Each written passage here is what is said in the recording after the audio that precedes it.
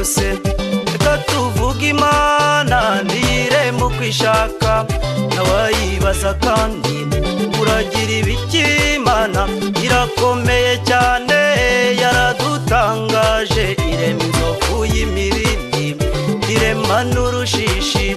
yaremye ibisamaki ibifi binini cyane irema cyabalene irema n'urujanga yaremye ibinyenyeri binini bimurika isi yose irema n'utunyenyeri tumurika nijoro mu byatsi Iyomana, Iyomana ninziza,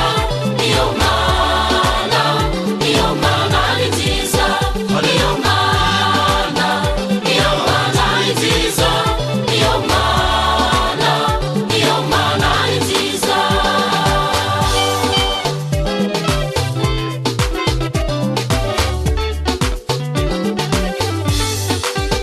turavuga Iyomana iyo Elishadayi umutabazi wabera oya ntirwana nk'abantu yabwiye Gidiyoni genda utsinda abamidiyani jyana urumuri rwawe ikondera n'ikibindi Yeriko mujya mwumva wa mujyi ukomeye cyane intwaro yawushenye nukuzenguruka gusa Goliyati w'Igati umwe wari igihanda intwaro yamutsinze n'ibuye ry'umushumba Iyomana irarwana yarwana ikanesha ntikeneye benshi mu gutsinda urugamba Iyomana, Iyomana ninziza, Iyomana,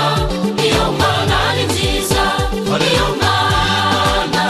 Iyomana ninziza, Iyomana, Iyomana ninziza.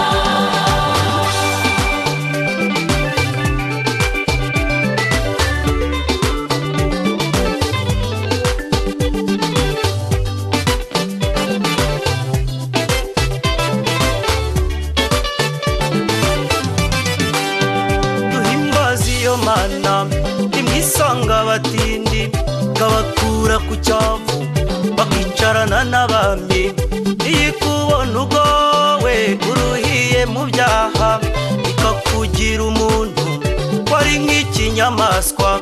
ikakurema bundi bushya ikakugira mwiza ukajya uvuga neza ugakora ibikorwa byiza bino usanga Iyomana Iyomana ikurinze izo mpaka zawe ngwino winjire mu bugingo dore ukeneye kunesha ndakurangira inzira n'imwe